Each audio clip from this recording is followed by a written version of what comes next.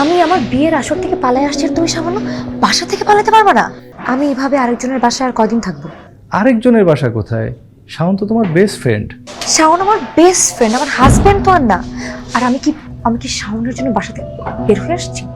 দেখো, আমি এখানে আর এক মুহূর্ত থাকতে পারবো না। আরে বাবা, আব্বা তো লক খুলতেছে না, আমি কি করব কিছুই বুঝতেছি না।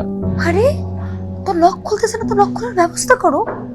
দেখো, আমার যেটা করার আমি কিন্তু করছি, এখন তোমার যেটা করার প্লিজ তুমি ওটা করো। তোমার কি মনে হয় আমি ঘরে স্বেচ্ছায় বন্দী হয়ে আরামায় এসে দিন কাটাচ্ছি? আমি আমার বিয়ের আসর থেকে পালায় আসছি আর তুমি সামান্য বাসা থেকে পালাতে পারবে না? আমারে কি তোমার এই যে মনে হয় যে অসম্ভব রে সম্ভব কইরা ঘরের দরজা জানালা সব ভাঙা চলে আসুন? শোনো শোনো শোনো, তুমি অনন্ত জলিল নাকি জেমস বন্ড এটা আমার দেখার বিষয় না।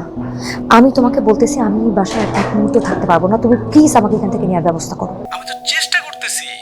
তুমি ঘরে বসে কি চেষ্টা করতেছো আমি একটু শুনি তো। আমি ঘরে বইসা নাই রে ভাই, আমি আটকে আছি।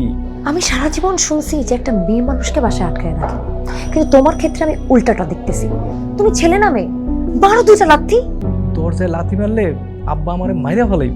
ও, তুমি তোমার আব্বার ভয়ে দরজা লাথি মারতে পারতেছো না, আর আমি আমার সমস্ত ভয় ভেঙে বাসা থেকে পালায় আসছি তোমার জন্য। শোনো, তোমাকে একটা কথা আমি ক্লিয়ারলি বলে দিচ্ছি, আজকের মধ্যে যদি তুমি আমাকে এই বাসা থেকে বের করে নিয়ে না যাও, আমি কিন্তু এখান থেকে বের হয়ে সোজা তোমার বাসা চলে আসবো।